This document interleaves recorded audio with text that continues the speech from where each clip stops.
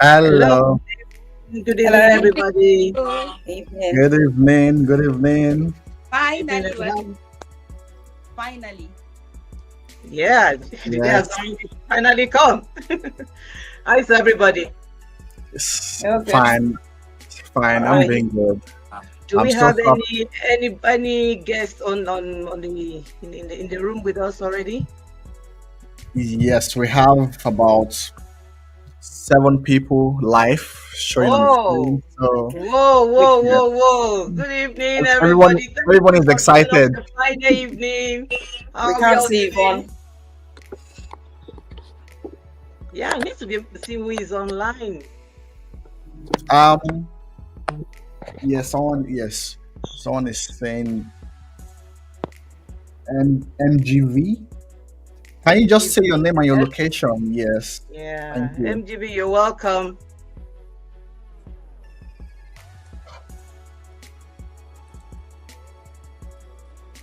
Okay. Right. Are people typing in their names and what their locations are? We would love to meet you guys. Thank you for joining. Yes, and you've also got some audience on Instagram also. Oh, Okay. brilliant. I can see that. That's great. Yeah. So we might as well start then. Mm-hmm. All right. So good evening once again, everybody. I'm My name ready. is Evening. my name is Busola Otenigagbe. I am the founder of Wisdom Playbook that so many of you have been liking, sharing comments, and following in the last how many weeks? Woo! So, and then a lot of comments have been coming through questions. What is Wisdom's Playbook? I think this is a time where we can shed some light on that. So, Wisdom Playbook is a movement, is a blueprint that I have by the grace of God to help individuals, be it entrepreneurs, creatives, um, families, anyone actually, to help go from whatever their perceived chaos is to having clarity.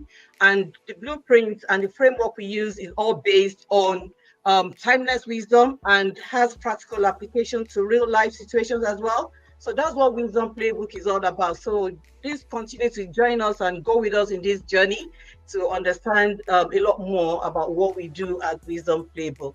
I have an experience um, of about 30 years in the teaching environment, um, working with young people.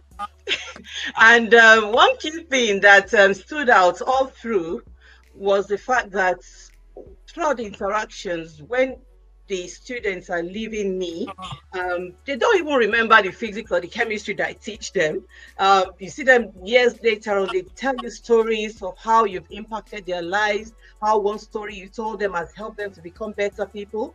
So everything I'm doing on Wisdom Playbook is based on that experience and also the experience I have in the industry, starting a business and raising a family spanning over 30 years as well. So Wow. that's why I'm in a nutshell. And I'm not here tonight alone by myself. I've got some power people in the house. Woo! So I've got somebody I call the igniter. Hmm. Igniter. By the, Okay. by the name Mrs. Dupe Balogo. She's an entrepreneur, a person Evening, that everyone. good evening. Good evening.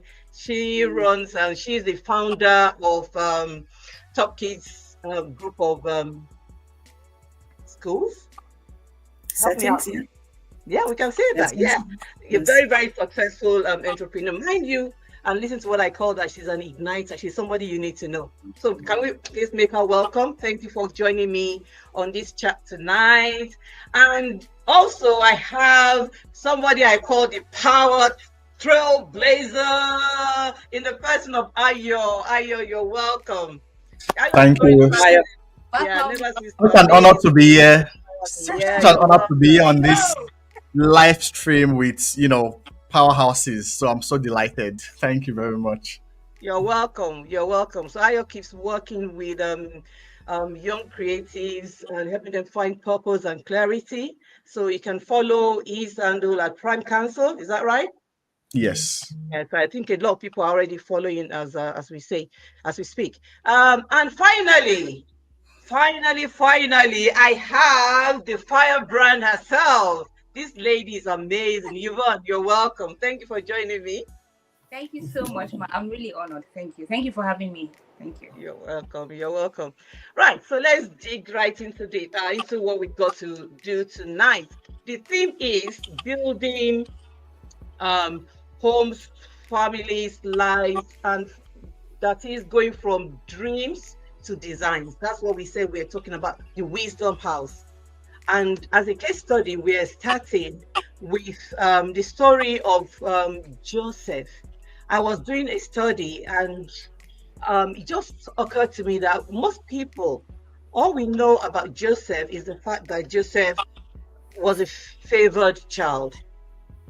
He was the spoiled child of the family with a coat of many colors that he was showing off with to his brothers, and for which they now hated him. But when I dug deep, I realized that for Joseph to have gone from that perceived spoiled child in that chaotic family life of his, there must have been certain things that were deposited into him in his growing years. Yeah. And I then paid closer attention to the life of Joseph.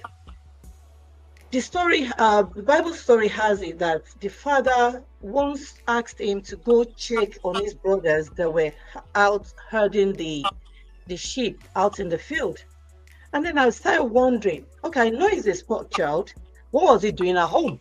And again, why was it that the father had to send him to go and check on the brothers? The father was rich, was wealthy in his tents. He was a very large family, and he had servants that he could have sent. But Joseph was a child that was raised with a very high sense of responsibility. So the father could entrust him to get that task done. And then again, I was thinking, in Joseph's upbringing, in the environment, the home in which he grew up, while he was there at home, the brothers usually would go to the field and work. And Joseph was sat down at home doing what? Remember who Jacob was? He was the crafty one before he met God, and God changed it. But those traits have not left him, just like he started using it in a godly way. So he must have taught Joseph some of the skills, some of the traits that Joseph grew up with that eventually helped him when he got to Potiphar's house, when he got to the prison, when he got to Pharaoh's house as well, and he was a national hero. He was able to provide solution. So our conversation tonight is for us to have a look at the four of us sat here and you, our audience, and have a reflection. What are those things that are innate in us, have been nurtured, whether good or bad, that's propelled us to become who we are today? Or maybe we can have a reflection on and would help us to become better people that are able to build and create and become what we are supposed to be in life, and do that sustainably as well in the way that honors God. So that's why we're having this chat tonight. So you're all very much welcome. And once again, if you have any questions at all, I would like you to put that into the chat box, and there's somebody that will pick that up and we can address that later. So you're welcome. Thank you. Thank you so much. Thank you so much, Ma. When I got the call to come up on this live, with some questions in mind, I was so excited because I was looking at Joseph's story, like you said, and I've not seen this kind of perspective before. I think we're used to knowing Joseph from there to the pit and then straight to, the palace. We don't know. I don't think we can really draw so much except for this new perspective that you've given us. So I have a few questions here. I mean, from the point of a young builder, and Ayo will also agree with me that we have toggling questions we really want to ask both of you from the years of experience, and also because I've been following some of your posts as well, Wisdom House, no demograph, the Wisdom House. When I heard the Wisdom House, I was like, okay. I mean, I've heard Lighthouse, I've heard so many other things, but the Wisdom House. So I really want to ask, I mean, in a very simple manner, what does Wisdom House mean to you personally? How can you link it? And I'm going to direct the question to Mrs. Dupe as a business person. How would you say that wisdom, or what would you say Wisdom House means to you, personally from the business perspective? Okay, good evening, everybody. My name is Dupe, as Yvonne has said. To me, wisdom is learnings, and we never stop learning. So I would say, I can learn from Ayo, which I do. I can learn from Mrs. Oteni Bagbe. I can learn from you. And wisdom are those things that you learn, you pick up, you nurture, and then you make the best of it. There's no point saying we've gained wisdom and it doesn't reflect in our lives.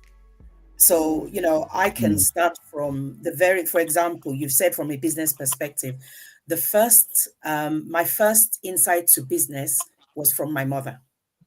But at the time, the same way like Joseph seems as if he was going through a hard time, going through a difficult time, but he saw the positive of it.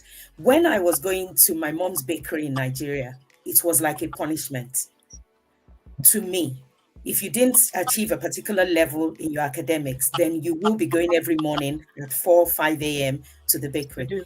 But I picked up a lot of things that to this very day, if I hadn't joined out on that journey then, I wouldn't have known some things. There are a lot of things that I've learned: how to be diligent, how to be determined, how to not give up.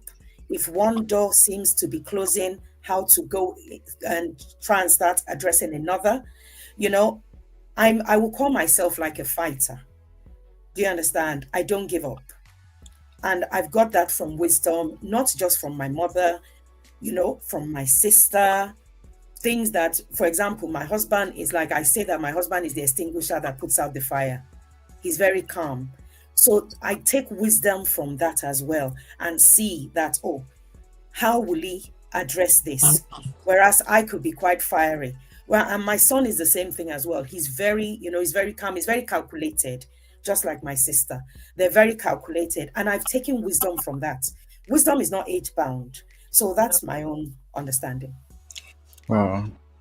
Thank you so much. Thank you so much. I think one thing I had to even write it down is that wisdom does have fruits. So if you say that you are building a wisdom house, or you have like a house that is built with or in wisdom, there will be fruits, right? Yeah. When people look at it, they can reckon with it and say, this person, there's something different about this person.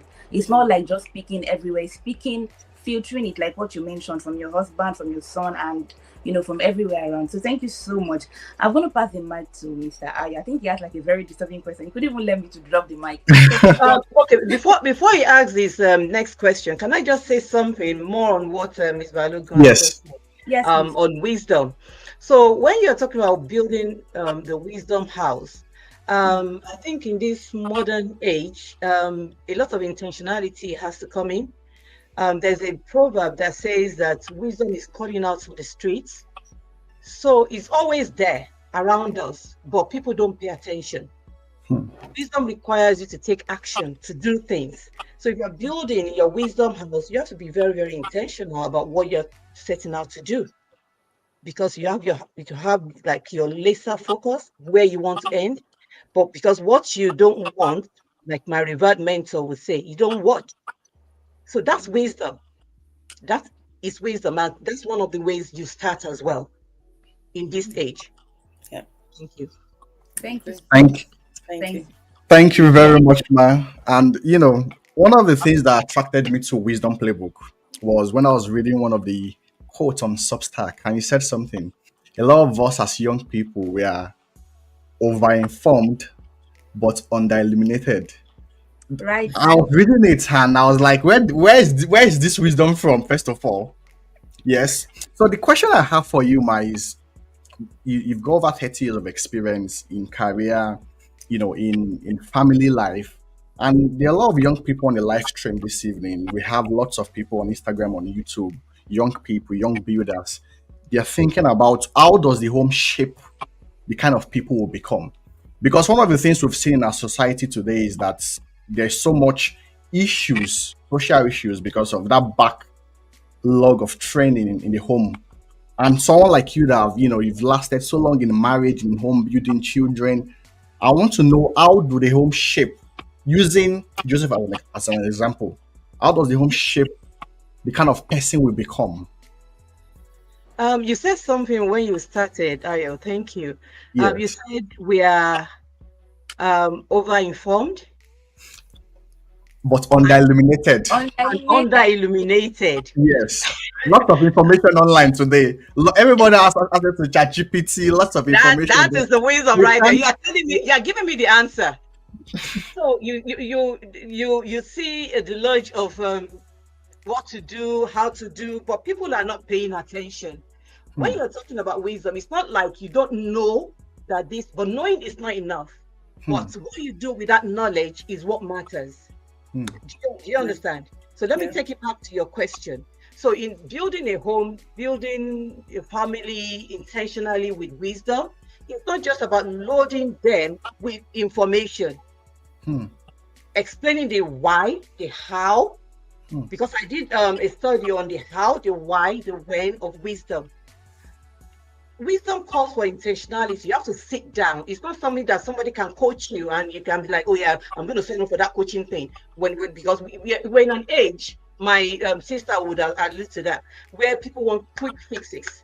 To build anything lasting, even ordinary building a house, think about it. You're breaking the tables, man.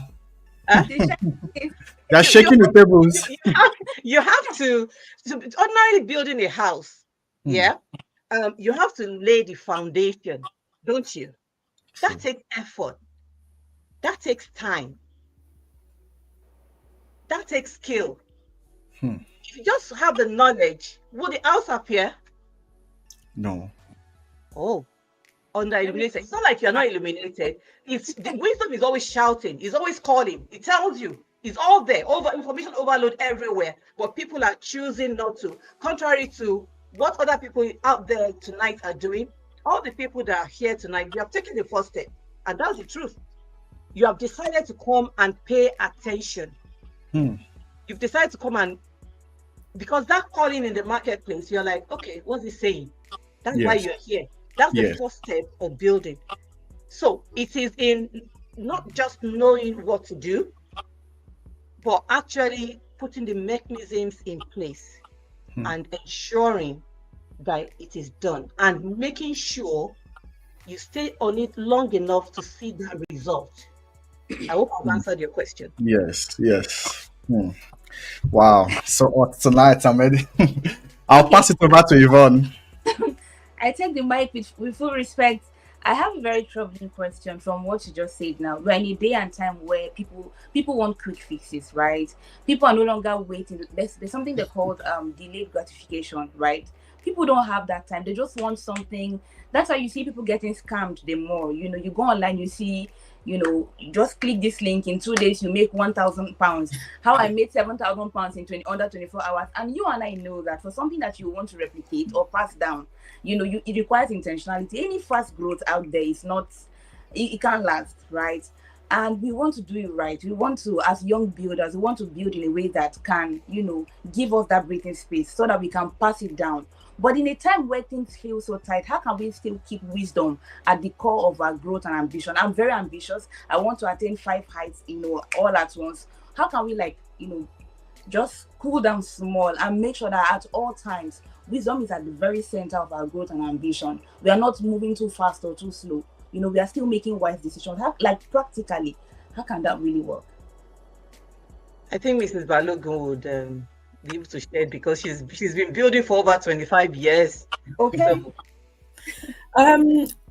You've said something there. You said we keep referring to young people. It's not just young people, really. They're you know, people of my age in their 50s that are also eager. They want to do well. Maybe they're late bloomers. One thing I would say is patience.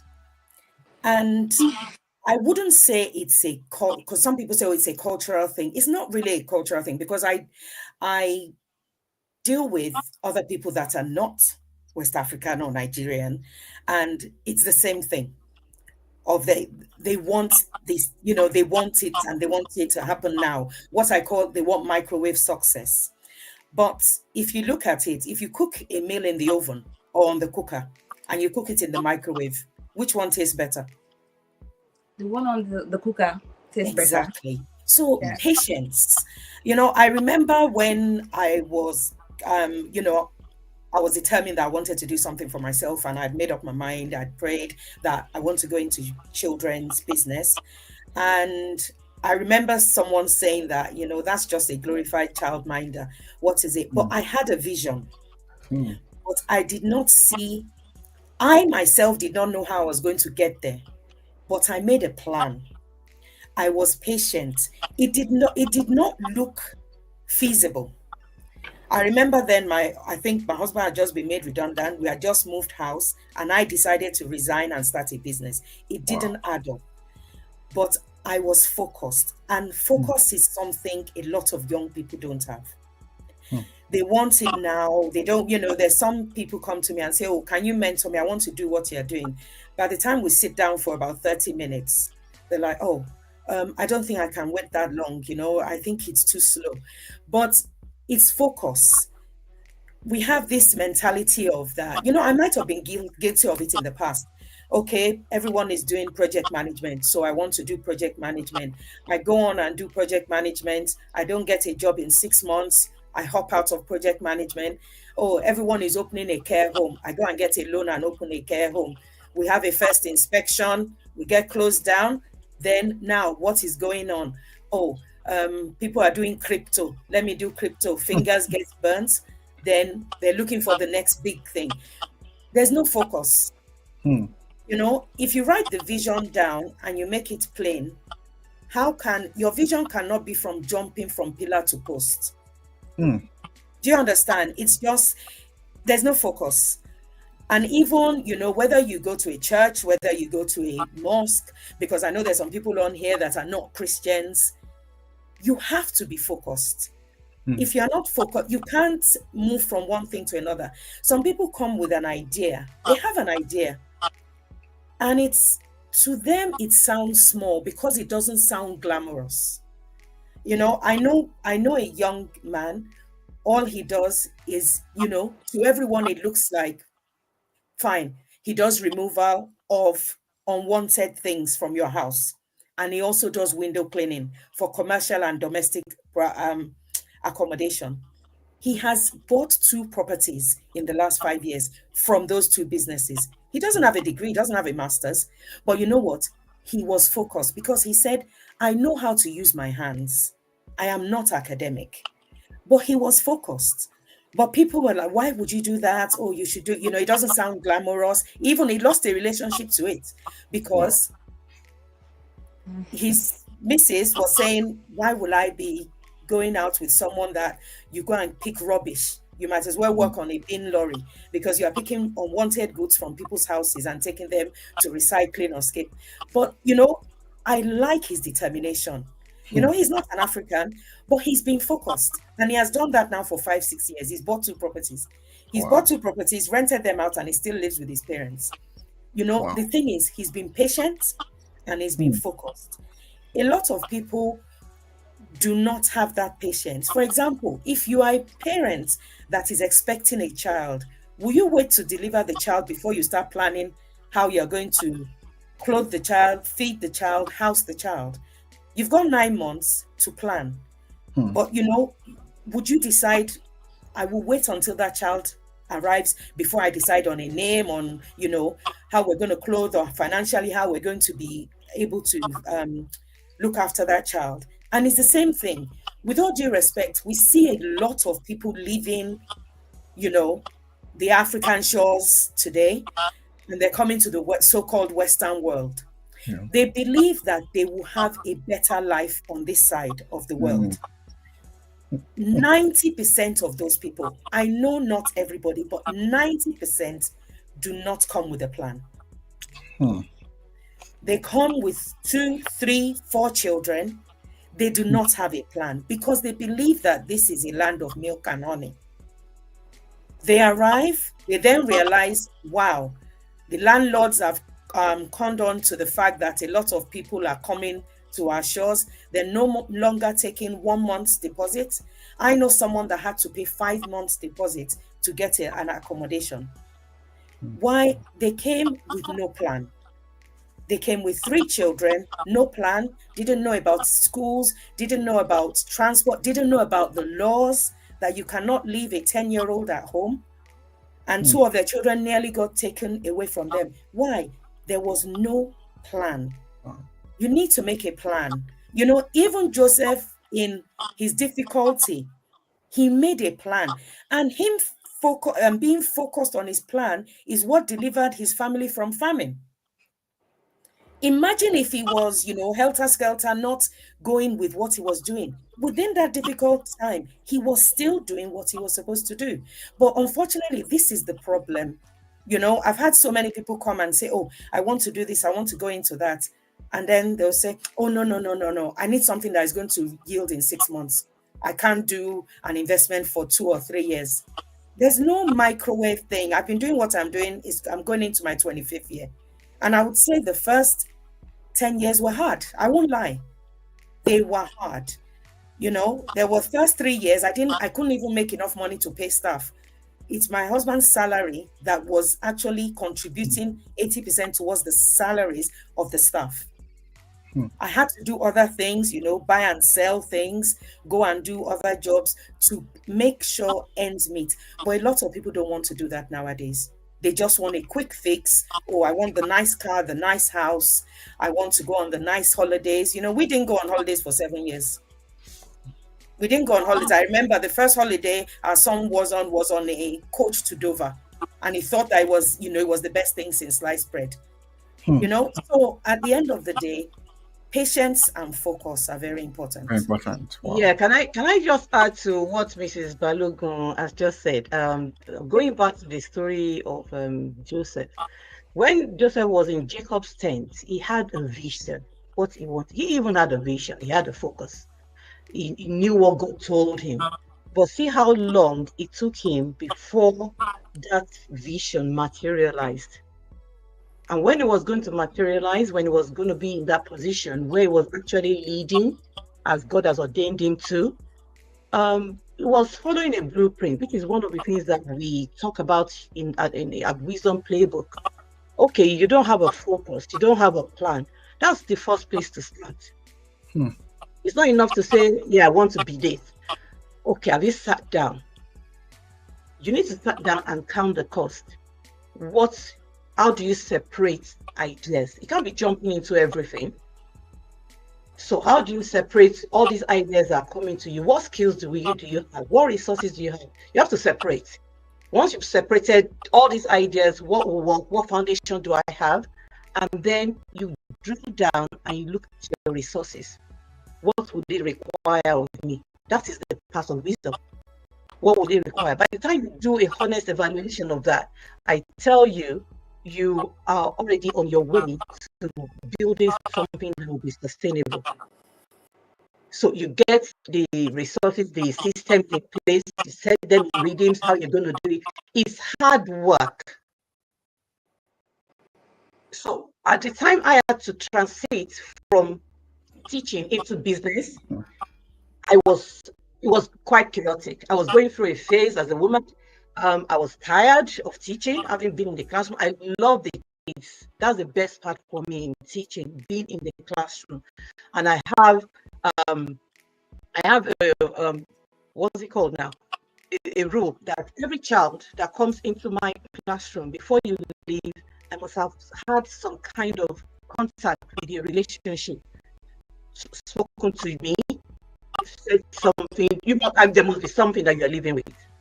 And that environment was special to me. So fast forward. So I was burnt out. I needed to be out of that environment, that job, waking up 9 to 5. I was really, really tired. I wanted something new. There were different ideas that was coming. I did take my time to pray. I know how many years it took me. I knew who I had as mentors that I was looking forward to, the area I want to go into. I was studying them from afar. Before eventually, and like my sister said, it was never easy the first year. The second year was not easy either, but we just kept pushing and kept going up to the third year. And where we started from is not where we are, and we know the future is even brighter.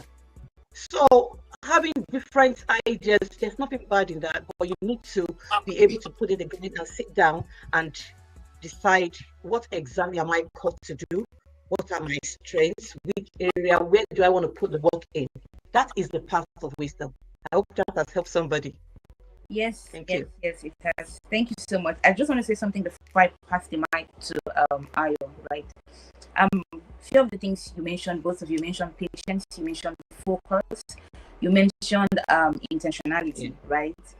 And then there's also great, like, it's not working. It doesn't look like it's working first year, but I keep at it because I have a plan in mind, right? I have, and I think those two things may seem like a very simple word, focus, but a lot of us lack it, and it's not easy to come by, right?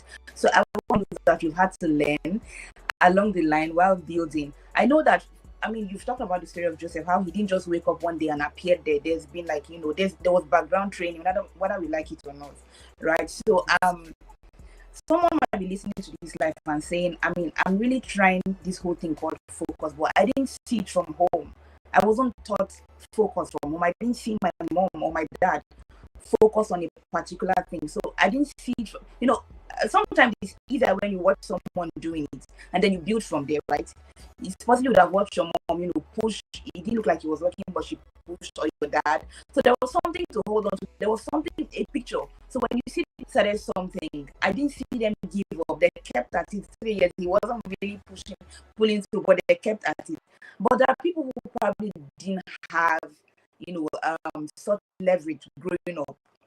And so they're trying to understand. Focus to them can mean do one thing today, the next day if it does not work, you move on, because they don't have pictures. They don't have that. The experience did not afford them that kind of leverage. So for that kind of a person now, I believe I'm speaking for the people. I'm laughing because that's, you're talking about somebody that is not doing that's not been brought up in an environment where they were taught how to focus. Yes. Oh, come on. We're talking real life here. It's not every time that you have people that will be telling you do this, do that. Sometimes you learn from the negative things that happen in your life, what not to do because of where you're headed. I'll give you a very short story. I was in the uni, right? And I did my very first exam and it wasn't so good. So I very wisely went home and told my dad, the results came out and anyway, the professor I know that we know as a family is remarked it, and I passed. My dad just looked at me and was like, the masquerade has given birth to the child. Whether the child knows how to dance or not is up to the child. Did anybody need to tell me to go and focus back at school? From that moment till I finished at uni, he didn't hear cream about my result. And thankfully, because back from secondary school, I was very clever. So maybe they kind of trusted me, but I was in chaos. I didn't know what was going on with me. I was a good child all that time at uni, but something just went wrong. I didn't know where I was supposed to. There was nobody to help me, but common sense, wisdom taught me that you've got to do something to yourself. So he was just waiting very patiently. The 4 years, you see the joy. When after getting to the 4th year, I was able to finish and I did really well. And I went back to him and I said, Dad, I finished. He said, you finished? I said, yes, I finished. Then I could do my shoulders and everything. You finished? Yeah, but nobody needed to tell me to focus. If nobody is teaching you to focus, why don't you teach yourself? We're talking wisdom here. If you're not focused, you know where you're headed. Common sense tells you. Wisdom tells you. You see the wisdom all around you. I'll keep saying, showing you people that don't focus, people that don't do this is how they end up. But people that do, you are listening to all of us here today. We all have our stories. But focus, determination, intentionality has helped us to where we are. I don't know what Ayo has to say. Yes, before you come in, Ayo, hey God, something just crossed my mind. Just one laugh before you come in, I promise. The funny thing is that if you look back at our parents, we're in a time where we have lots of master classes, boot camps, cohorts, different resources available to make sure that you are able to get motivated and stand on your feet and do what you need to do. But if you look back in the time of our parents, I'm sure even in your time there were very rare cases of master classes or come and learn, launchpad, growthpad, cohort, or maybe churches organizing conference and everything. So it feels like now we're in a time where knowledge is circulating, but less stable results, right? And so for now, are you happy with the question? I feel like you're a big one. Please help with the question. Could I contribute something? Could I Okay, let's Mrs. B speak, then Yes, I'll come in. I'm just thinking and laughing. I'll go back quite a few years. And okay, I believe my sister is on here and she can put in the chat if I'm not telling the truth. When we lost our mom, I was 19. My sister was just coming up to 16. Within 6 months, I was back in UK. Just as I turned 20, on my own. My sister joined about 18 months later. I came with £25. Fine, we had accommodation initially, but we paid the rent. It was our parents' old flat, but we had to pay. When you say someone is going to teach you focus, you had no choice. I wasn't entitled to a grant because we've been out of the country over 3 years. My sister came at like 17. The day she landed, there was the job waiting for her because we had to eat. We had to make a choice, and focus is about choice. And that is what developed us. As much as the business acumen came from my mom, and I noticed she was a strong woman, strong Muslim woman that was determined to make sure that her family were not put to shame. Yes, that was the grand foundation.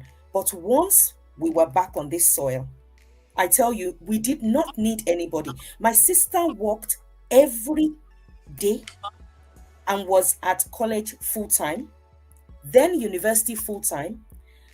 Every studies I've done in this country since age 20 has been part-time, because there's no one that needed to tell me that you have a younger sister, you have to keep a roof over, both of you have to keep a roof over your heads, you have to eat, you have to clothe, you have to socialize, and you have to be educated.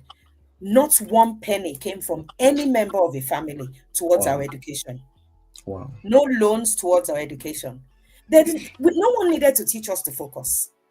And this is why my sister studied computer science. And then she studied computer science over 30 years ago. And people thought that, because as far as my father is concerned, she should be studying pharmacy. I studied accounting. But then everybody was like, why computer science? You will never get a job. Wow. She has worked in computer science for over 30 years. She has never done any masters. She has never moved into any other career. And she's at the height of her career, Wow. as in height of her career now. But what has got her there? Not that she's the most academic. No. She's focused. And that's something we've both developed in ourselves. Sometimes circumstances dictates what you choose to do. And what you choose. We chose to stay on the straight and narrow, and also be focused. Neither of us are bothered about what goes on around us. We're not what Nigerians will call follow. I don't care. I don't care. I love my own company. I don't care whatever other people are doing around me. I stay in my own lane, and that's what you need. Focus. How do you get the knowledge? What are books for? Mentors. What are mentors for? Then some mentors you will have that mentor you from afar. As in, you're only reading their post. They don't even know you exist. I don't know. Let me just come in. I don't know how many people go on LinkedIn. You see so many inspiring stories of self-made people. This is what I was talking about when I said wisdom is shouting out there on the streets. It's near you. It's what you choose to do with it that matters, that determines how you end up. Yeah, Yes. so getting the knowledge, it's all this mommy, daddy. It's not, we were both teenagers when we lost our Uncle, mom, yeah, and that's no. you need to be determined, and you make that choice. And it's the same thing. People that come into this country now at an older age, make a choice, and be determined and stick to it. If you are coming and going, oh, they've said it's project management. No, they've said it's care. Oh, no, they've said it's IT. They've said it's accounting. No, it's crypto. You are not giving anything. If you plant a seed, you give it time to germinate. You give Yes. it time to grow. If you don't water it, it will die. Hmm. Can I Thank just you. add before I say something, because I need Yeah. to circle back to the family unit, One because minute, 1 minute. There's a question from the chat, like that. I feel like it's hot. It comes from okay. someone asked a question. He said, the question, she was actually, I don't know if it's a he now. He said, how can one be focused amidst comfort? Amidst comfort. When Yeah. you're comfortable, why do you need to be focused? Is that the When you are question? comfortable, why? The thing is that there's, in the world, they That's say what the they're sky is asking. the limit. Yeah, I'm trying to get the. Is he on Instagram? No, it's on YouTube. It's on YouTube. Oh, when everything around you is comfortable, there's not really no need to strive. I think Okay. that's what the person is asking. let me Why do you use- need focus? You're comfortable anyway. Maybe I should use myself for example, right? Okay. When I came into within the frame or the whole idea of comfort, when I came into this country, right? I didn't get a job immediately. I came through the student route, and thankfully, I had parents who were supportive. So I didn't get to pay a dime for my school fee. It was my parents, right? Now, and they were also taking care of my other needs, while I searched for a job. But that seems like comfort, like to a lot of people, to have someone who is able to pay that huge amount of school fee and everything. And so then, and I'm saying this, this is life. Then there was some kind of job that when you mentioned to me, I'll be like, no, because at the back of my mind, I'm like, last, I will call home. Like, if it gets too tough, which is not bad, there's nothing wrong with it. But I like the kind of person my father is. He will train you to a certain level, not that he will leave you. He feels like I've given you enough nets. Now go and catch the fish. The moment I finished my MBA, it felt like now we're waiting on you. So I saw myself really looking forward to some of those jobs that I would have. What will I? No. I had to, just like you said, focus is decision. You have to you have to make up your mind. Like, they may seem like comfort, because too much comfort can make you feel like bad, I can go back home, nobody's going to chase me and everything. And that's like settling, right? But I had to, it was not the easiest. That transitioning, it was not the easiest, because I'm an adult. There are certain things you cannot call your parents for, right? So it can, for some people, it may not be so quick for them. They can still stay coiled in there, because they have been used to comfort. And this is the same thing that happened to me too when I finished uni, because private school and all of that, you have no idea what's going on outside of the world. You are locked in, everything catered for. You need this, they will bring for you. When I came out first year after university, I did like this. Not because I did not have parents, but it was like I was facing the world head on. And some of the things that helped me, for the person that asked that question, some of the things that helped me were the values that I learned from home. Sometimes when I'm tempted to do some things, or different things come to mind, one of the things I remember is when my dad always says, remember where you're coming from. Everywhere you find yourself, always lift the banner of the family. Now, there are also values that my mom and my dad, I believe, that I took from them. Resilience, right? It may not look like it. So I had to break out of that too much comfort and really start building focus. So I think the question is in line. Like, that's what I believe. Yeah, right? yeah. Okay, let me come in here. So let's go back to the story of Joseph, because I'll keep referring back to that. So if Joseph was only building for his own comfort, do you think he would have been able to build what he did in Egypt when he provided that solution that he provided? Because No. you saying, why do you need to focus amidst comfort, is you being short-sighted. Because whatever it is you are building, it has to be sustainable. You have to put system in place that you ensure that that comfort can continue. So maybe that's something you need to start focusing on, whoever is asking the question. Whatever seems like comfort right now, environment can change at any time. How are you preparing? In economics, we're all told about all these peso. Am I right? Yes. Political things that can influence what. So we bring world a contemporary wisdom into what we build at Wisdom Playbook. It's not just Bible we're talking about here. We are just talking about practical application using the wisdom that God has given us, timeless wisdom, and what we see going on around us. I listen to a lot of podcasts. I follow a lot of people just to understand. There's a program I follow on YouTube. When I first started following that program, it wasn't just to learn about how many millions they're saying they're making. Yeah. Well, I need to learn what exactly is it that they do? What's the kind of mindset? They are comfortable, but they are not stopping. So whoever is asking that question about comfort, you're just very myopic, I'm sorry to say. You need to start thinking bigger, and then you know this perceived comfort is not really comfort, because if anything changes in your environment, what are you going to do? So that is what differentiates somebody that builds, that works with wisdom, from somebody that is just limited and they're just seeing the immediate, not looking forward to what might be. Thank you. Can I also add to say, just answering this question as well about the person that said, how can I be focused amidst comfort? I don't know whether this is a young person or an older person, but permit me to refer to a scripture. I'm trying to remember what the scripture is, but I know what it says, where it says that a man or a woman will leave an inheritance for his children's children.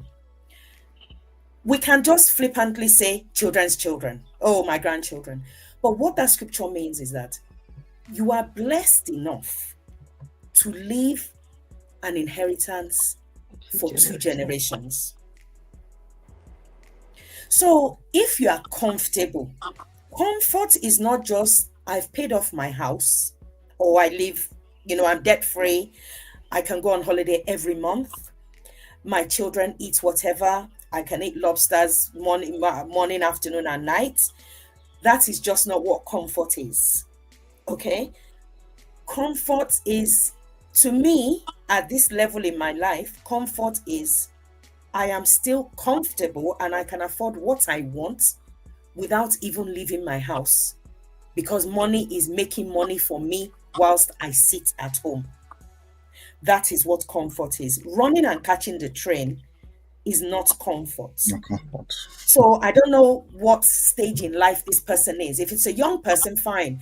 My mom and dad pay my bills. My mom and dad feed me. My mom and dad clothe and house me. My mom and dad buy my car. My mom and dad pay for my car. My mom and dad take me on holiday. That might be their comfort now. But if you're talking about, okay, will I be comfortable at 35? So if you want a very comfortable life at 50, you don't start planning it at 41. Someone asked me this week, when do you think I should start a pension? I said, once you turn 18. And I said, my first pension I started at 21. And I've made sure I've passed that message on to many youngsters. If you start with £10 a month at 18, you won't feel it. Yeah. If you start £110 a month at 35, you may feel it. So, when you say comfort, what level of comfort? Have you got enough stacked away for your children's children? Are you debt free that you can actually buy people houses or educate? Yes, I was just going to say that. Not just even your children's children alone. You have to be comfortable enough to leave a legacy, to impact lives. Yes, because I've got a policy, and I've got a policy, and I've had this for the last 7 years. When I started to understand what this means, I make sure there's allowance in my monthly spending that I will bless a child that is not related to me in any shape or form every month. It could cost me £5, it could cost me £10, but I'd make that an allowance, and I've been doing that for 7 years. Why? Because the Bible, when it says children's children, it just doesn't mean your own children. Yes. If you say abundance, that means you've got so much for those that are dear to you. You are now blessing those that are not even related to you. Yeah. So yeah. that's just what I wanted to add. Yeah. I think we have another question. Is he on the live chat? Let me see. Yeah. Another question. I got the question just now. You know, when you're talking about pension, while I was looking at Ayo, I remember a few months back, I was looking at my Nigerian pension. Like, you know, they usually send me monthly statement. I was like, I should request for this money because what's all this? And now you're talking about starting pension as early as possible with the little amounts that you have, because many of us don't know the importance of some of these things. You know, we just believe that forcing us to keep 5% somewhere, that maybe after 60 years, I want it now. That's the delayed gratification we're talking about, and patience we're talking about. Okay, so we have another question. Ayo, do you want to take the question? Yeah, before I take that question, let me just pop in here because I need to make it very clear to people what we do at Wisdom Playbook. We're just touching topics now. Now we've kind of touched on pensions, finances. So maybe your finances is in chaos. We can help you to move it from chaos to clarity and show you the steps, what you need to put in place, and how you get to that sustainable kind of flow that you want. So that we can always touch on at Inisa if there's anybody that is interested in doing that. Thank you. Yeah. Yes, I can't see the question. Who is that? Let me just read it out then. Okay. I think we missed it, but we have someone who is watching the chat and sent it. The question says, on the journey of focus, what should be the influence of other people's achievement and drives? Because sometimes what others does drift us from focus and purpose. Now, I want us to be very sensitive with this question because, again, these are different generations here on life, right? What drives us, what distracts us, obviously will be different from what distracts people who are older, right? For example, if I go online, I'm pushing, trying to build something. There are days where I cannot go on some vacations, I cannot go and do some kind of shopping because, I'm trying to put something out there, yeah? And then you go on Instagram, for example, and you know, sometimes even at the back of your mind, even if you know that this is just a glimpse of the person's life, but it has a way of like informing your mind, whether we like it or not. Yes. You just be like, have you seen my mates? Or like, even if it's not to maybe for you to maybe withdraw on what you're doing, but this is just number one of the different distractions that are currently present in our own time, that is able to really shift someone out of focus and back into focus. It's like I think Ayo, you work with young people and so for your mentorship classes. So can you enlighten us? One of the things, in fact, I've been making lots of posts on this particular topic because one of the things we've seen in today's world is that margin of results. And I will give you an example. How many of us on this live stream, for example, will be envious of Elon Musk? That's because you're not even on the same cadre. No. Most times you're envious of someone that's got a similar experience as you, a similar background as you, but have been able to produce a better result. That's the cause of envy. Yeah. And I always tell young people, mentees, that rather than avoiding or fighting envy, put yourself in that position whereby you don't have to fight it. What do you have to do? Produce results. Because the issue is that if I'm building my house, and I've got 5 bedrooms, if I see another person that's got 6 bedrooms, I will not be envious. Rather, because I've got a measure of results, I'll get inspiration from that person. But if I weigh myself, if I have 1 bedroom and I weigh myself versus someone that's got 7 bedrooms, then I get pressured because that margin is very, very. So most times when you see young people that say they are confused, they are stressed because of other people's successes, you go on LinkedIn, you have to know, is this person first of all even on your lane? Because the person might not even be on your lane. The person has started his journey last 30 years, last and all the things they've gone through, and you're just coming on board. So the best way to avoid that is to first of all build a community around your growth. Because once you build a community around your growth, then definitely if you implement the what is required for that community, there will not be anyone that is less.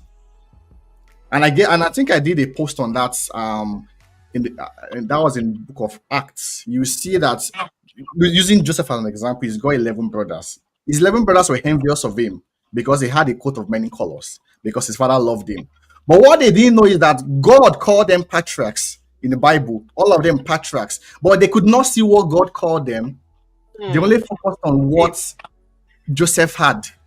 And by the end of the day, on their own on their own strengths, on their own uniqueness. By the end of that chapter, if you check the Bible, I think it's in Acts, they became brethren. They moved from patriarchs, great people, to ordinary brethren. That's what envy does for you. When you begin to compare yourself with other people, you lose your own uniqueness.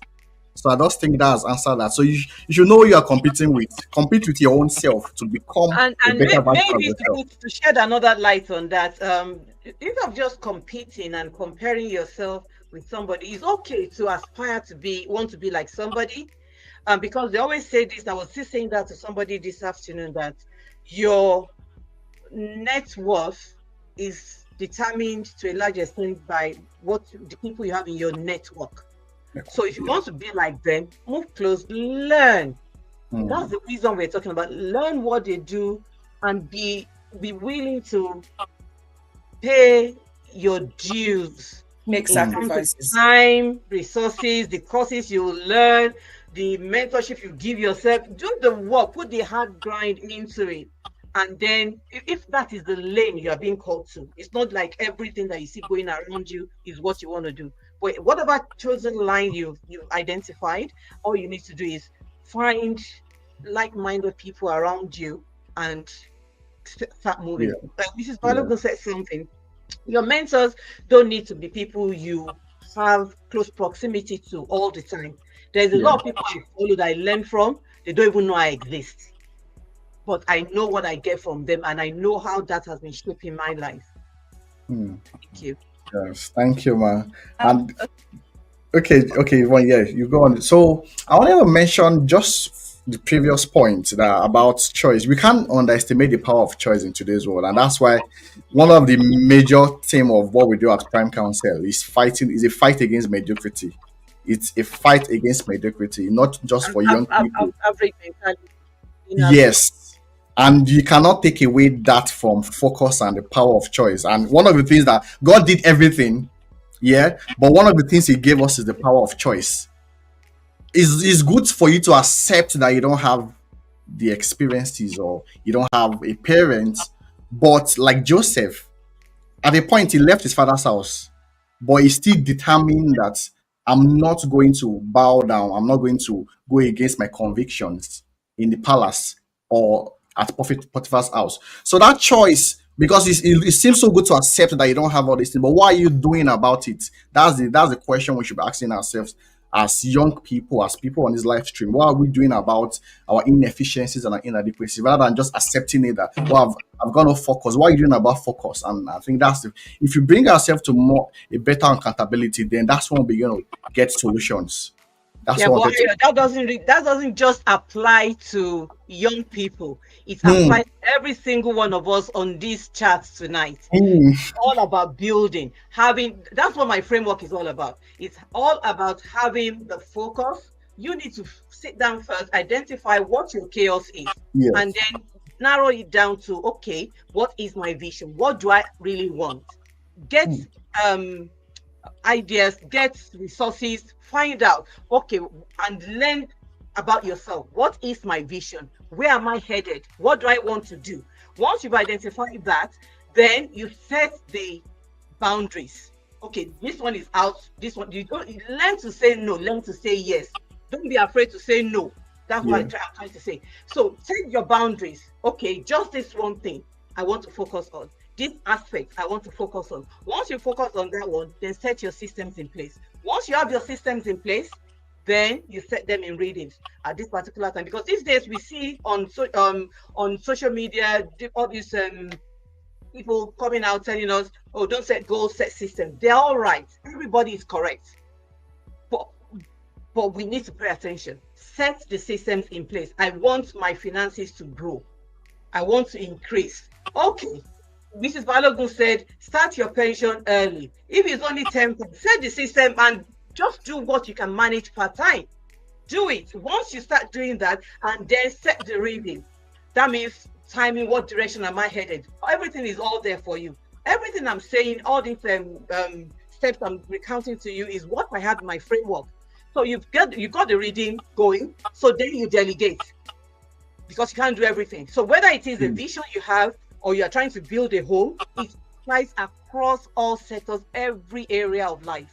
So you delegate, and then you take authority, and then you set periods in place where you rest, you recap, you review, and you assess how far you've done.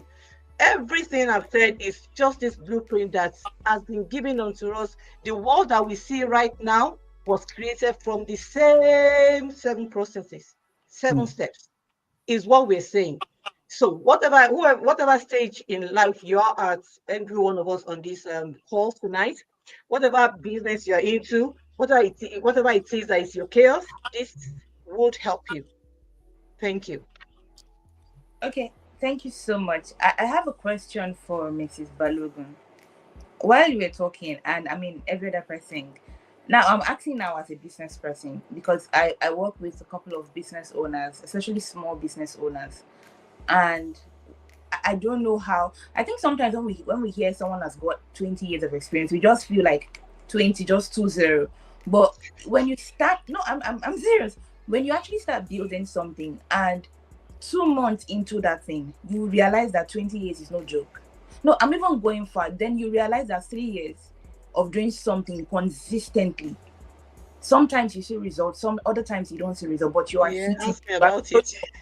You wake up in the morning, you brush your teeth, and you hit the street running. I want us to sit on that a little bit, maybe before we round off. Now, it can take a lot to be able to build. You said 25 years of running your business. I'm not even up to a year that I said one particular one. So every 2 market days, I'm like, maybe I should just move on with life, you know. Maybe I should just do peace out and just, it comes to mind. I'm sure everybody will experience, moments like that and everything. So we have talked about focus. We have talked about patience, right? I'm sure you've also had to learn integrity and every other thing. But when you look at the vision, I'm sure definitely you had a vision in mind, but it kept evolving with time and everything. Is there like a secret sauce? Okay. I know it feels like in our time they'll be like, cut so for me, right? That's the language. Cut the so for me. Me too, I want to get there. But like, just in practicality, 20 years is not joke. Then 25, apart from, I have my strength and my source and my wisdom from God. Okay. But in practicality, as you've said, I read a lot. A lot. My family is a witness.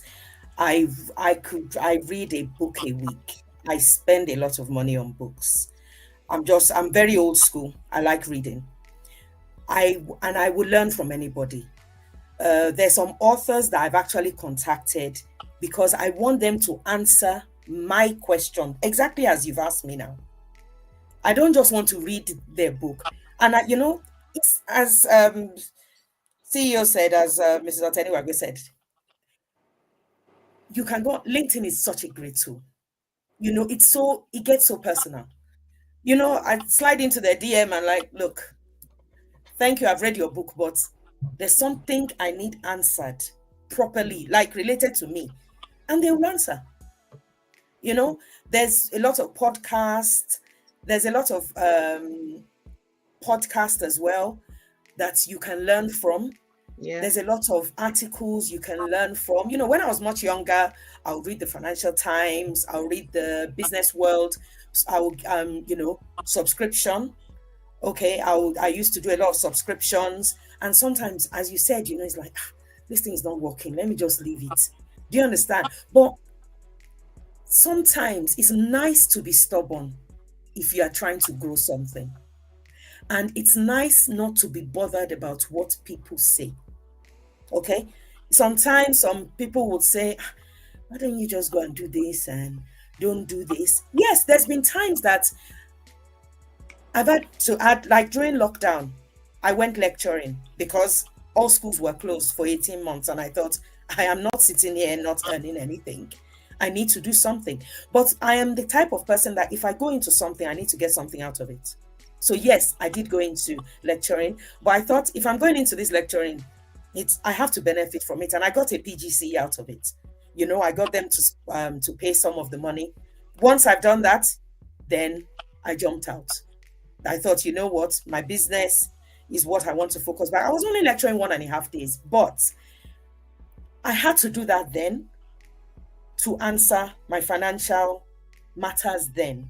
But the moment everything got restabilized, I got back in. So at the end of the day, I'll go back to focus. You need to be focused on what you're doing. They say majority of businesses fail. A lot of businesses fail in their first year. Then 60% businesses fail in their first 3 years. If you can weather that storm, you will get through it. There's going to be I won't kid you. If you are growing a business, it depends on what you're doing. If you're growing a business, the first 3 years, you might not make a profit. You might be running on a loss, but it's not the time to give up. The most important is that, is the profit or is the loss progressive? As in, if you are making £1,000 loss in the first year, second year, are you making £500 loss? Third year, is it going to £200 loss? You know, I'm putting my financial head on now. Is it progressive? That is progress. To me, that is progress because your loss is diminishing. But if the loss is increasing, you either review your plan, which Ms. Oteniwagbe has said, you know, you've got the idea, which is in her framework. So you review that within your structure, okay? And then you look at your resources. There's no point putting good money after bad. If your idea is not answering anybody's need, then knock it on the head, then you shouldn't be there. But if your idea is answering needs, then you carry on and you just be patient. Yeah. So as they say, a business idea is always an answer to somebody's problem. But if you're not answering anybody's problem, then you knock it on the head. You have to be truthful to yourself. What I'm doing, is it because it looks good? Or is it because it is required? I've had settings where I've closed after 2, 3, 4 years. Some because the relationship was not healthy for my staff to be there with the management of the school that is there, or some because they're not financially viable. So if they're not paying for itself, then there's no need there. It doesn't mean your business cannot survive, cannot carry on. But you as Mrs. O said, you need to review regularly. 25 years, I still review regularly. I still review if a school calls me up, my soundboards are my husband, my son, and my sister. By the way, another school called me. I'm looking at it. I'll do a financial review of it. As someone, there's a book I read recently, Wake Up and Change Your Life. And he said there, if someone brings an idea to you, you do not need a supersonic spreadsheet to work out the financial viability. All you need is a piece of paper the size of your hand. You can quickly work out, is this viable? If it's not viable, don't waste a minute. To me, I don't care who comes to me, as in, even if it is my blood relation, if it's not a business I want to be in, then you don't go. You don't do emotions when it comes to business. If you don't want to be in the business, you don't want to be in the business. So you just need to be truthful to yourself. And if you know that you are not a people person, you are not someone that likes to be around crowd, why train to be a speaker?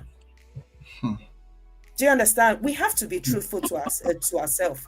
We can't just do things because it's fashionable. We can't just do things. If you want to be a speaker, you can't now hide behind, I don't want to show my face, but I want them to hear my voice. You won't be getting a lot of engagements. So be truthful to yourself. The business I'm in, can I really be in? I can't go and work in a medical field or science, because I don't like the sight of blood or cuts or things like that. I don't care if they're paying $1 million. I am not going to work in that field. But some people will deceive themselves and say, there's money there. Anyway, Let me just profit. No, you can't. You can't succeed in business like that. You have to be truthful to yourself. Yeah, so if I can just come in there, and because I'm kind of weary of time, and kind of tie this up. Thank you so much, Mrs. Balogun, for that insight. I think some questions popped up just now. Okay, let me finish it. So I'll go back to the narration that I've been following. So we've mentioned about how Joseph was a preferred child, and now let's look at what skills, what were the things that helped him to succeed by the time he got to Pharaoh's house. That took a long time. Yvonne, you were asking about being in business for 20 years, being patient, working through the high and low and making sure you arrive at that destination. So all that time, it was with his father. He was picking up the skills, the attitudes, the mindset. He was learning how to run a household. These were just informal ways. It was being nurtured, was being trained. And I just say he was the closest to his father, sat down to listen to what to do, what not to do. So fast forward, brothers were angry with him. He went and to see them, they sold him. He found himself in Potiphar's house. He had faith. He had taken on himself the faith of his fathers. So the fear of God was there. And even the Bible tells us that he succeeded because God was with him. So he carried God with him, the fear of God in everything, and you staying with God in your journey. That is very, very important. So he got to to Potiphar's house, and what happened? So he was sold as a slave, remember? So how did he rise from being a slave to being the head in Potiphar's house? And the story tells us that there was nothing that man hid from him apart from his wife. He was in charge of everything. How could he have risen from being a slave to becoming the head of the household? Then some skills, there are some traits, and he was patient through the training. Patience. Yeah, are you listening? So he left that place and something happened. Things do happen in life. Same thing in business. It's not Miss B just told you are able to scale the first 3 years of business. Good. But expect things to happen that could shake you. But you have to stay consistent. In his attitude, in his approach to life, Joseph was very, very consistent. He got into the prison. You think that is the end of his life. No. But what you carry inside you, no matter what the environment, should always shine for. That environment should not be able to alter it. So he got into the prison, and he was the one that is always encouraging everybody, I dare say. And very soon, the head of the prison noticed him. For the same reason that we're talking about, consistency, resilience. Soft skills are very important as well in our growth. In whether we're raising a family, we're starting a business, we're sticking to something we've committed ourselves to. Yeah. So he rose in the prison as well. He was in charge. He was one that he was a solution provider. Essentially, anybody has a problem, they come to him. And that was what eventually the solutions he was providing was what made him to be remembered, to be taken to the home of the head of the nation. He went from a single household to prison and then to the head of the nation. But the same skills, the same determination, the same courage. These are things we all have if we dare to pay attention and develop them. And these are the traits that will sustain us in whatever business, whatever endeavor, whatever we are trying to create. Because I know there's a lot of people with different backgrounds on this chat tonight, and that is what we're talking about here. You have chosen to spend this time to learn, and I do hope that we go away from here today and we start to implement, we start to actually pay attention and build like we should. So Joseph got into the palace and there was a problem. Again, he interpreted the dream and he had a solution. He had improved. It was not just interpreting with the vision, with the dream, with the gifting that he had. He could interpret dreams, but now he was giving solutions. He's mastered some things. He's developed himself, self-development. Miss Balogun mentioned reading, mentoring, how much time she gives to these kind of things. Do you understand? So when it got to the palace, yes, there was a problem. He told them, I said, oh, but hang on, I know the solution. Are you a solution provider in wherever it is that you are? What skills are you bringing to the table? Are you coming there? I can see you're raising your hand. No, I was saying that's the key point, honestly. And Very key. for me, I've learned a lot today, and for me, I'm so curious about young people that are on this. I know we have lots of people of different age groups, but if we can get our young people to get this kind of mindset, learn from people that have been in this game of wisdom, game of life for more than many years, then our world will be a better place. And just looking at Joseph, you said something that he built skill, and that's where love us. We have that internal sort of knowledge, wisdom, but we don't know how to now apply it. Mrs. B said that she reads books, she engages some of the writers, even personally, and all of that, just because she wants to implement it. And for us on this live stream, we must move from that point of just internal sort of you're taking in stuff, you're reading books, you're doing all these things to work. If you're not building, then there's no point. We can't see that you've actually read a book. We can't see that you've actually gotten wisdom. If you can't see it in your actions, in the solutions you prefer, in your character, there must be that visible outward manifestation of that internal wisdom. That's what I wanted to reference. And by saying picking up skills, let me just drop this there. So people my age probably will be like, oh, this AI thing is not for us. Maybe because I worked for so long in a school, technology should be your friend. There are certain things you must be able to do.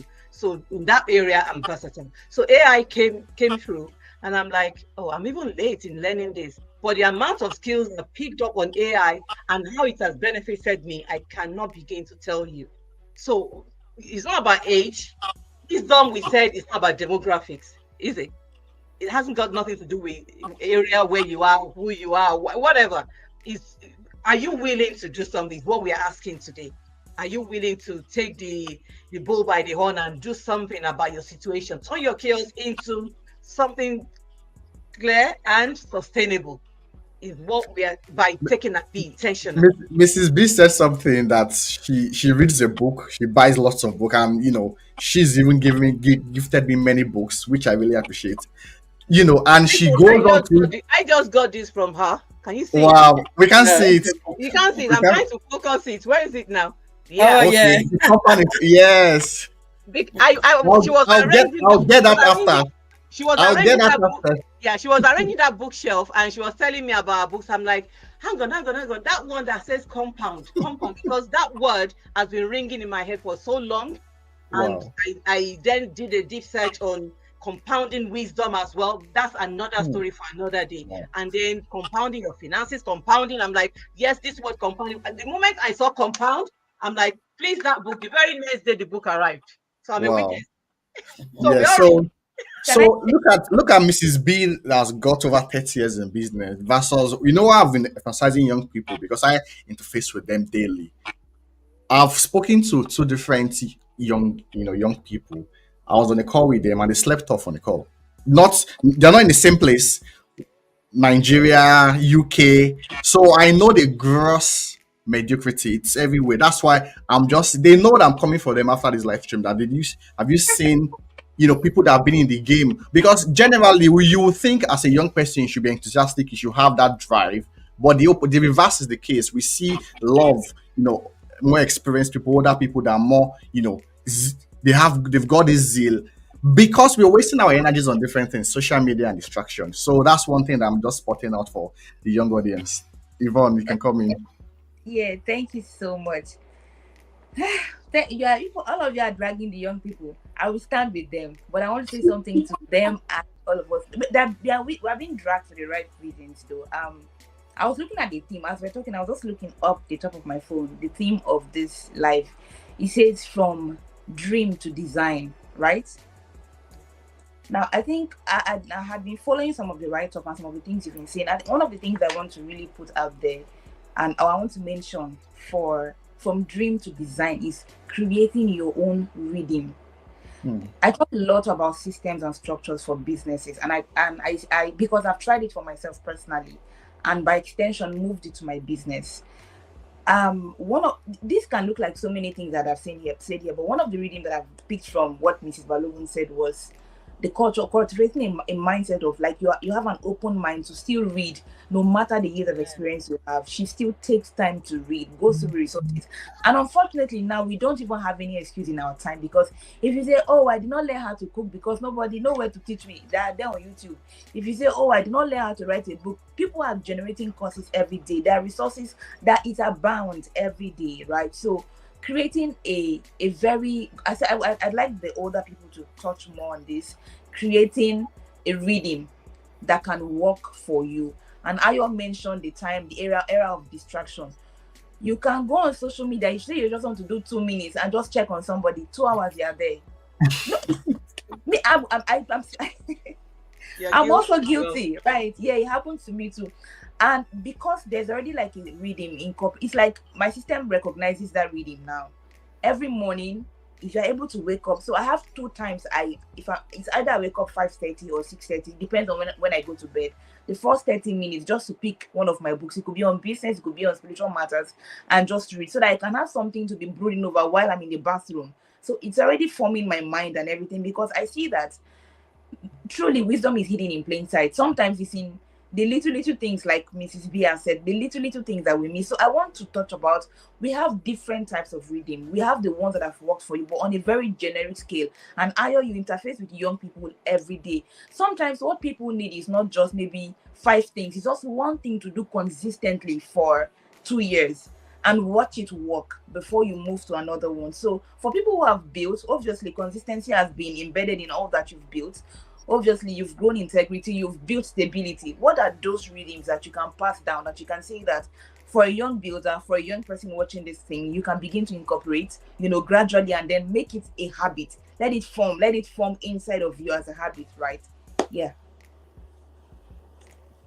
I'm passing the mic to Mrs. O. Yeah, let me pass the mic to her first. So what's your question again? I thought it was meant for Ayo. You enjoying it? No, I'm talking about reading. Like you talked about reading in one of your write-up on Substack, right?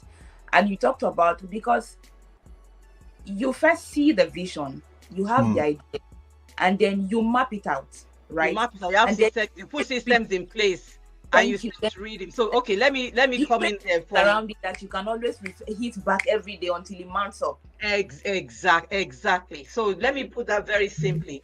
So somebody was trying to create systems and make it work. So the example I used, I think that happened today. The example that I used was, okay, you want to pray more, you want to exercise more, you want to read. Why don't you build it around something that is already set? You shower every day anyway. So when you're in the shower, why don't you listen to something? Because that reading will help you to keep that thing going. So you have the system, you want to read 15 minutes. Oh, that 15 minutes, I can tie that to something I do regularly at certain times. That's the kind of idea that we're trying to talk about here. I don't know if I've answered the question. Or you need more? And just to I need more.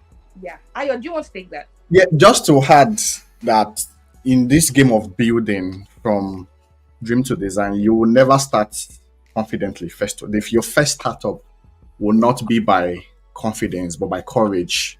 And that's why I learned something some years ago, that the courageous will always lead the gifted in our world. That's why you see people get into zones that you seem like they don't deserve it, but that's because they've taken the bull by the horn and they've decided to build that courage first of all. I just posted a video earlier on today, and I think it resonates with this, that you must first take that first step by courage first before you now become confident. But what most of us want to do is want to feel confident to take the first step. But what you need is courage first to take the first step. Then once you do it consistently, you now become confident at doing it, and that's when it becomes a child's place. So courage is very, very important. Positive risk taking and just being ambitious. Courage, yeah. Thank you so much. Thank you so much. I think it brings me to, we have spent 1 hour 25 minutes. I It's have like some 10 minutes. testing. I have some It's like 10 minutes. we can make it 10. We can add 10 more minutes to it, right? So, just to speak it in a language for the younger people again, we have talked about reading. We've talked about focus and intentionality. Ayo has mentioned courage. I am a very huge, like a postcard for courage. Some things, you pick clarity by the way, right? But just have courage to start first. And one thing I like to, say, like, double down on that thing that is working. Like Mrs. Balogun said, if it's not working, there's no need. Don't stay there for too long. Don't waste your time. Don't waste your time. Don't waste your resources. Just check it. Is it working? Is it not? Just move away. And we have also talked about structure as one of the very good way to help establish your vision or bring it to life. It's one thing to have a vision. It's another thing to have clarity. It's another thing also to be able to build systems around it that can help you, that vision, to manifest fully. And then I want to ask a very dicey question. Now, in the course of your building, either of you can answer it, or both of you, one after the other. I know that many times we lay emphasis on association. I mean, I know Mrs. Balogun, I know Mrs. O as well. And I don't want to say that there are people who don't have friends. Obviously, they have friends. So would you say that it's one major catalyst as well too? Obviously, nobody arrives at the place alone. But there are people that have heard of their stories of, if you are traveling far, you must travel light. You don't carry so many people and all of that. So what's the influence or effect of, association? Or did you have to at some point, leave some things and move alone? Just walk us through that part. Definitely, when you've identified what your vision is, for you to grow, you have to align with people that are working in that kind of area already.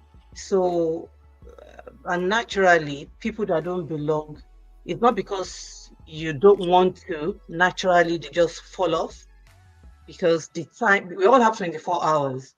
The time, the energy, everything has changed, has shifted.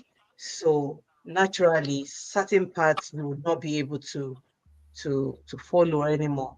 So to put that into context, not because my colleagues, all the years that I've met great people here, and there are some that I'm still in touch with, but just very from afar. We're not that close like that anymore because we don't have things in common that we talk about. When I see them once in a while, yeah, we talk about old times, but as far as where I'm headed is concerned, we're not aligned. We are not aligned. So there's no how your vision will not take you to new heights that was different from what you've been used to and the association that you've had. So don't be afraid, unless you don't want to move. That's when you'll be so concerned. So when I was talking about my framework and talking about the boundaries, that's the area where you separate what matters and what doesn't matter. What goes in line with my vision and what do I need to shed? Do you understand? And so whatever it is that goes along with your vision, that is where you set the reading. You just walk naturally with what you have within that area to make sure that the systems you have in place, they are able to work like you want them to. So friendship is a kind of system. So you review and wait. Is it working? Is it not Oh working? yeah, you will get to a point that your conversations are not aligned anymore. It might be uncomfortable, but I listen to a lot of people on YouTube, and there's this lady, Cody Sanchez. So I was listening to something that she was saying yesterday, habits, things that you have to do. So I listen to this kind of people, and it determines where I channel my focus and what I decide to do. Okay. Sorry, I'm just checking whether we have questions or not. Yeah, so definitely it will affect your friendship. It doesn't mean you are mean to people. It's just you just discover that you drift apart. You just drift. Yeah. Thank you so much, Mrs. B. Do you have something to add to that? Because you're smiling. No, I'm agreeing. I'm agreeing. I'm not one that gathers a lot of friends. Mm. but the few I have are dear to me, and Mm. I've got a very close knit family. I've got a very small. I've only got one sibling, and we're extremely close. So those are my first sounding boards. Mm. So yeah, some people would. It's natural in life, even whether you're doing business or not doing business.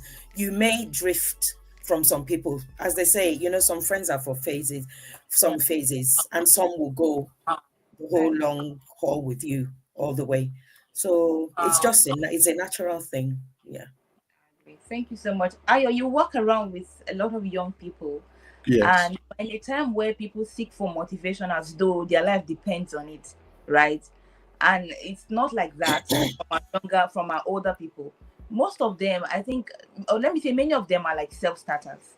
But we Mm. have younger people now who are looking at moving in bulks, looking at moving in cohorts, where's my friend doing it so I can join her to do it. So what do you have to say to people like that are watching this life now in terms of association and everything, to be able to find a middle ground such that it's not going to hamper their journey of growth or building? Yeah, I think I will use two frameworks that I always use for my mentees, which is adaptation and conviction. And I was speaking to one of the guys that joined my session. I told him that so he moved from Nigeria to the UK. Lots of influences, friends. You want to adapt, form new friends, new friends. What regulates what kind of friend you pick, or is adaptation. So, for example, you moved from saying good morning, ma, good morning, sir, because it doesn't resonate with the culture over here, to morning, mates, morning, and all of that. So Yeah, I said, yeah. wow, that's good for adaptation. But when, for example, they use the F word or go to hell, that's against your conviction. So let's transfer that to the kind of friends you pick. Any friend that takes you away from that focus, that vision you're building, or any association is not worth it. So you must always be committed, first of all, to your convictions, to your vision, before any other association. Because the essence of the association is to bring leverage, support, or Yes. motivation for that. So anything that takes you away from that, in terms of bad influences, you're going to doing bad things and all of that, or things that are not in alignment, that automatically cut it off. You don't even need to ask that, is this person derailing me away from my purpose or my vision? You don't need to ask that question. Automatically they're going to be cut off because you are so focused on where you're going to. So it's so important to, first of all, know where you're going to, who you are, before you now talk about gathering people to follow you there. Yes. Thank you very much. So, if I get you correctly, focus is being blind to every other thing, but that which is before you. Yes, and Yeah. anyone that aligns is good enough to go with you, because they will not be a burden. Yes. I've learned a lot from here. We have 8 minutes more, and I would love to hear like one last things from every other person here. Like all four of us are going to drop like what do they call it? Your last words, or Mm. the to wrap it up. Yeah. So 2 minutes each for all of us. We are going to start with Mrs. O. Your last words for everyone watching tonight on the live. No, I think I want to round up. Right, right. Okay, good. Yeah. Okay, let me go first. We've talked about focus enough. It feels like a very simple word, but it's very important, especially coming from a young builder. We've talked about attention, we've talked about intentionality. But one thing I always want to reemphasize again is the power of reading, right? One of the things I do for myself is I have this is it manual I'll call for myself. I call it the next big thing. So every week I want to see how that week, the previous week, was able to move the needle, like the actions I do there. So, which is why I make use of things as simple as to-do list, because I want to be able to match it up. Are we going further? Are we, making progress? Are we climbing that place that we have in mind? So, send your weeks to errands. Don't just go about it like that, doing so many things but nothing, right? Mm. What's the big picture? You break it down into months, you break it down into weeks, then you break it down into days. Every day you take a chunk of it, execute it, and just keep it going. That's a rhythm you're building. After a while, your system gets used to it. So even if you are sitting down, for example, now if I'm watching a seasonal movie, I'm not saying it's wrong, but at the back of my mind, I'll be asking myself, but have you finished reading that book? You said a book 3 days ago, you left it. It will be pinching me, which is not bad, but it's because of my system is used to, a certain way of living. And if I'm in a longer conversation and it's not really adding anything, I'm already, I wouldn't even know when I zone out, right? Little things like that, because there's a focus in mind, there's a picture in mind. So build readings around your goals, create readings around your visions. Don't just think that they will wake up one day and manifest. Every day, take a chunk of it, chew it, and just keep going. Like B said, he said, do things that will keep you moving. If it's not working, don't stay there. Don't cry over it for too long. Keep it moving. Just don't be passive in your own life, right? Keep it moving. Thank you so much. And I think the next person can take on. Yeah. Thank you. Okay, let me just take my final word will be that we should not just produce common result or just random result as people out there produce. And I use the ladder of success as a yardstick, from existence to survival to thriving, impact, purpose, and legacy. And if you look at the story of Joseph, which is the case study we discovered, if the sum of it was, I said, I was brought through all this journey to be able to rescue my lineage. That's the essence, purpose, alignment with God. So for everything you build in, whether as a young person or as an older person, you must always check that is it in alignment with your divine purpose. And that's what makes it different from just a random house. What makes you stand out is in alignment with the master builder, which is God. And I think that's my last word. Thank you very much. Thank you so much. Okay. My last word for tonight would be truthful to yourself. Don't change for anybody. Have your vision, stick with it, run with it, surround yourself with people that are going to help you along that journey, and don't be scared to ask questions. As I said, there's no end to learning. I would learn from a 6-year-old if I have to. There was a child today, he's 7, at one of my after school clubs, and he was educating me on how we could change the health of the world on this planet. He's 7, and everything he was saying in science, I'd never heard it before. So always be open to learn, be willing to listen to people. Don't be too arrogant about, oh, I've done this, I've done that. And you will get to the end of that journey where you want to be. Okay. Thank you.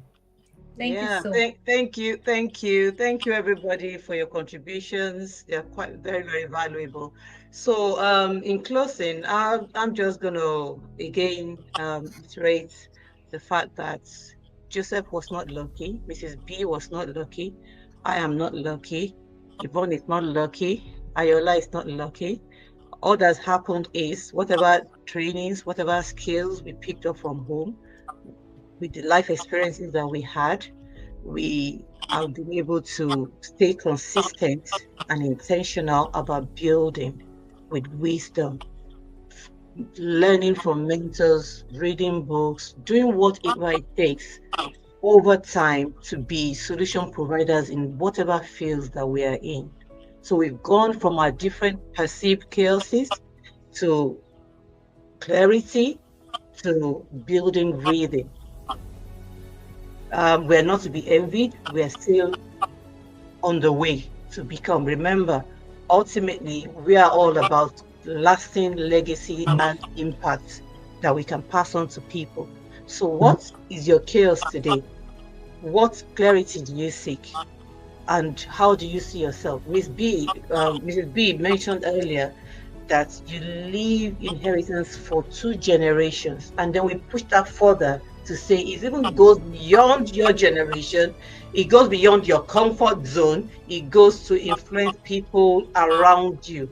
Joseph was able to provide solution for a whole nation, the whole world, actually, because everybody from every part of the world was coming because of the intelligence that he exhibited through his life experiences, through skills that he's picked up, through how he's been able to develop himself to become the person he is. So if there's one thing that you're going to take away from here tonight is, okay, I've had all these people, nice talk, nice stories, but go back, that's where the wisdom is. What am I going to do with this information? how am I going to interpret these skills? That is why Wisdom Playbook is there to help you. So you can always reach out, keep following us, and thank you for everyone that's been following. If you have not already done so, this is the call for you to you want to do the work now. Come on. Thank you so much. Yes, we are on different platforms on Instagram as Wisdom Playbook. You can check us out on Substack as Mrs. Busola, but the handle is also Wisdom Playbook. So many insights. We're also on LinkedIn, and now we are coming on YouTube. We are making it so you don't have an excuse of, oh, I don't have WhatsApp, or I don't have Instagram app.